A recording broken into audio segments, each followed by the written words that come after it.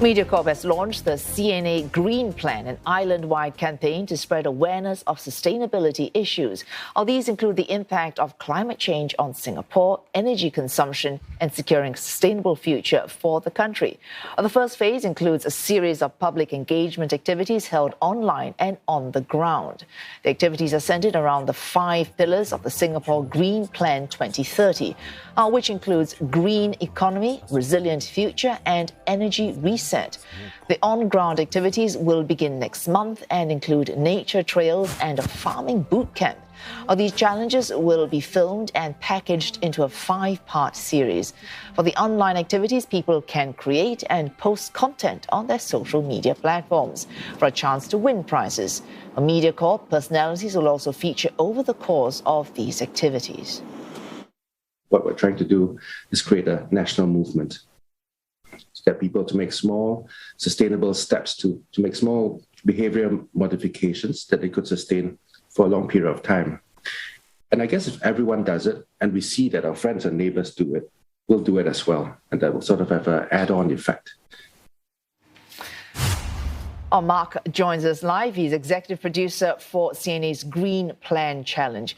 Mr. Pestana, CNA's Green Plan centres on the very pillars covered under Singapore government's own Green Plan. As we just mentioned, they include things like green economy, resilient future, and energy reset. I take it that this is intentional because both will complement each other and I suppose have a multiplying effect on each other. Yes, that's right. So we take close reference to the Singapore Green Plan. What we know of the Singapore Green Plan is a series of impressive targets, initiatives, and ongoing developments embarked on by the government. In the CNA Green Plan Challenge, we turn the tables on the individual and see how we can participate, how we can appreciate those pillars a little better and participate as individuals to sort of lower our carbon footprint in line with the objectives. Mr. Pestana, the challenge, as we mentioned, spreads across 15 towns. Each is assigned a specific theme.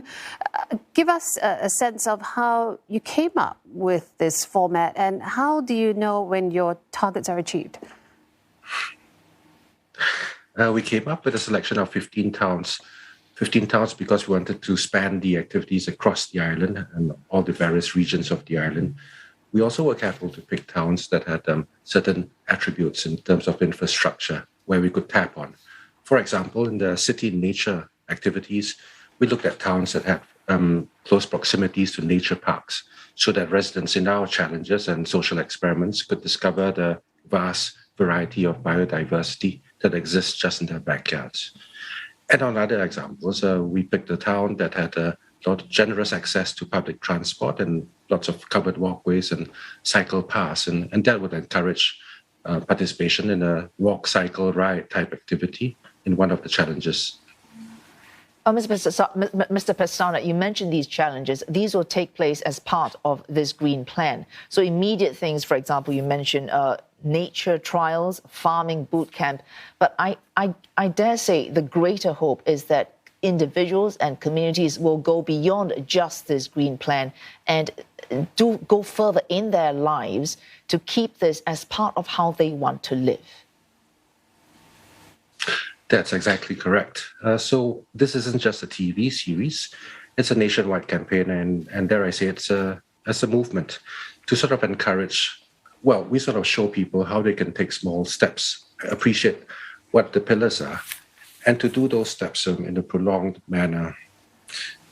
And so if someone does it, everyone does it as well.